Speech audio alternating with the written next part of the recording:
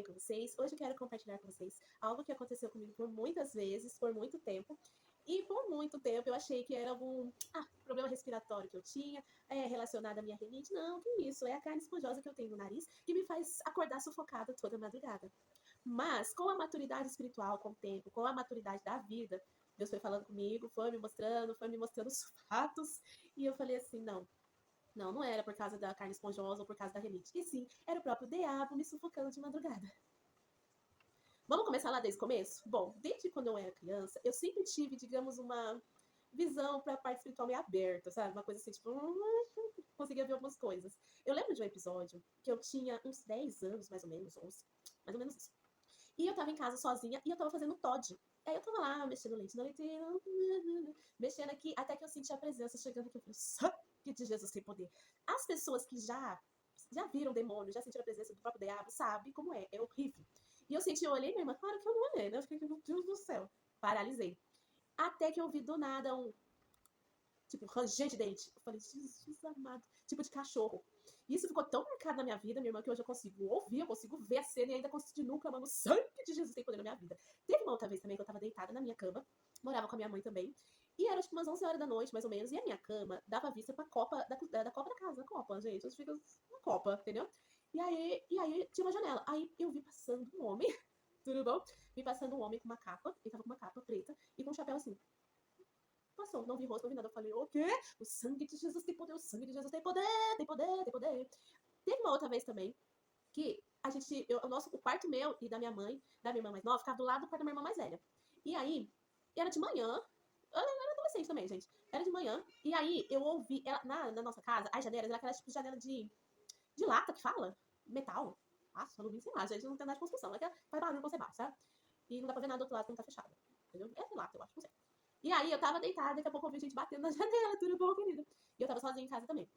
E isso era de manhã, gente, tá? De manhã. Eu vi gente batendo na janela, batendo. E a janela dos quartos, atrás, tinha um quintal da casa, que tinha muitas árvores lá, frutíferas e tal, era o quintal da nossa casa, não tinha ninguém lá, tá, querida? Tudo bom?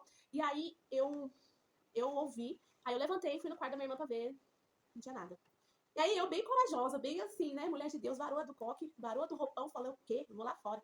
Dei a volta na casa, fui, e aí eu olhei, né, a parte de fora da janela não tinha ninguém. Então eu sempre tive uma coisa assim, uma visão meio aberta com o mundo espiritual, né? Porque eu me converti, eu era criança, né? Eu era da igreja católica, eu me converti pra igreja protestante quando eu era criança. Mas sempre minha mãe me levava nos círculos de oração, nas vigílias e tal, então eu tinha uma noção assim, gente. Tinha uma noção do que era, sabe?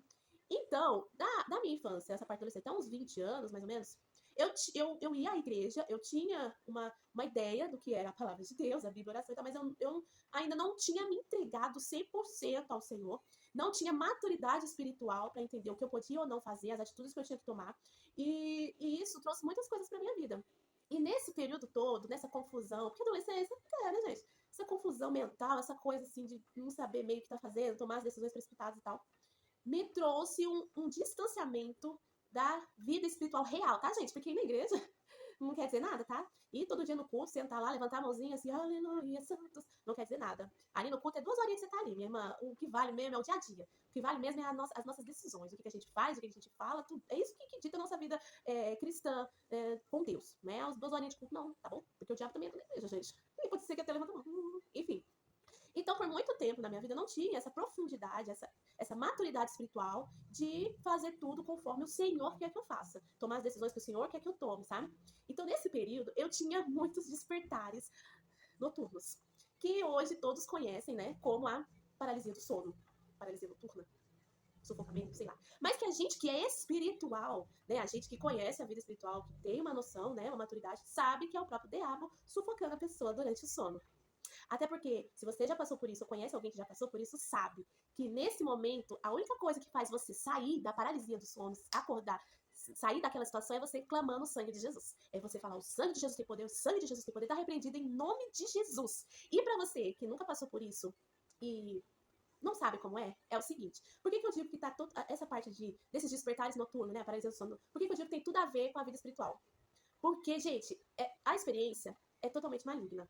Totalmente diabólica. Por quê? Vou contar como era comigo, tá, gente? por muito tempo, quando você não tem uma estrutura de crente mesmo, de servo de Deus, filho de Deus, quando você vive em inconstância, tipo, um dia eu tô aqui, um dia eu tô lá, um dia eu sou crente, outro dia todo mundo, um dia eu tô ouvindo um louvor e depois ouvindo funk, é tipo isso, entendeu? Quando você tá nessa malemolência, você abre muita brecha pro diabo entrar na sua vida e botar um terror, entendeu? Porque você não tem aquela proteção, né, gente? Então, como é que acontece? Você tá dormindo, daí você desperta. Só que você desperta e não desperta, querida. Você desperta e não consegue se mexer, você não consegue ter. Mexer o corpo mesmo, você não consegue. E aí, dentro do quarto, dentro do local que você tá dormindo na sala, dentro do local do quarto, você sente baixar totalmente aquele sentimento maligno. Você consegue sentir o terror, sentir o pavor, sentir o medo, sentir que tem uma presença diabólica ali, tá? Quem já passou por isso sabe do que eu tô falando. E você não consegue se mexer, não consegue, até que você vê o próprio demônio na porta do seu quarto. Ou ele entra pela porta do quarto, ou ele tá sentado na beira da cama. E muitas vezes ele vem na figura de uma pessoa, só que com o rosto transfigurado. Você sabe que é demônio. O rosto tá totalmente desfigurado. E como demônio, você sabe que é o demônio, você sabe. Que a presença daquele ser é aterrorizante. E aí, ou ele tá sentado na sua cama, ou ele entra pela porta. E aí você vê aquela opressão entrando dentro do seu quarto e você não consegue se mexer, você não consegue falar. E aí você que é crente, né? Que mesmo que você tá naquela malemolência de inconstância, você lembra, né, da sua mãe. Como é que minha mãe orava mesmo? O sangue de Jesus tem poder, tá repreendido em nome de Jesus. Então é isso que você fala. E você tenta falar, tá repreendido em nome de Jesus, só que parece que trava as suas cordas vocais. Você não consegue falar.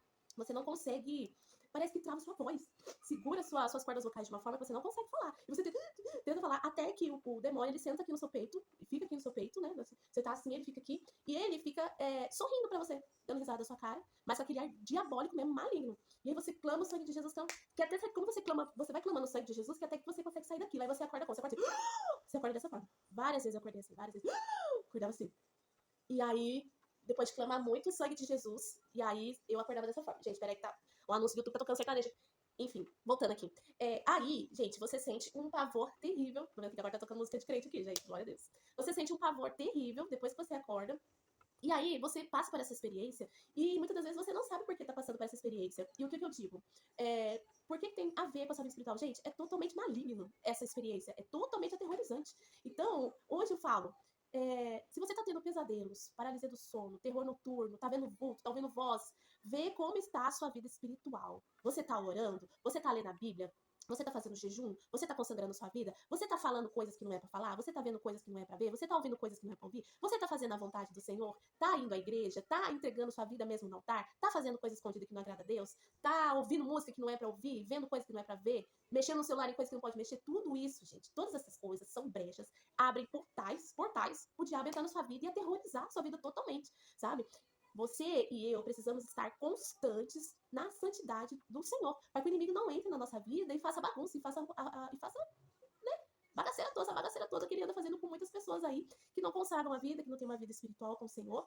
Então, essas experiências, gente, nos mostra que como a vida espiritual é viva aqui, quando a gente tá. Porque a gente que é crente não pode viver como se tô aqui, né? Tô vivendo, tomo meu café, vou trabalhar. Gente, tem uma vida espiritual rolando ao mesmo tempo que a gente tá aqui. Enquanto eu tô aqui gravando esse vídeo, falando com vocês, há uma batalha espiritual muito grande. Demônios e anjos lutam, né? Pra ou eu viver a minha vida espiritual, ou eu vou desistir e fazer a vontade do diabo. Há uma luta, uma guerra espiritual o tempo todo. Então a gente não pode estar disperso, agindo como se não houvesse um amanhã, não houvesse um depois. Porque muitas vezes, quando a gente é adolescente, a gente pensa no agora. O que eu tô vivendo agora é isso que eu quero agora, né? Tanto faz o desfecho final. O que eu quero agora é isso e pronto, eu faço. Eu sei o que eu quero e a gente não sabe.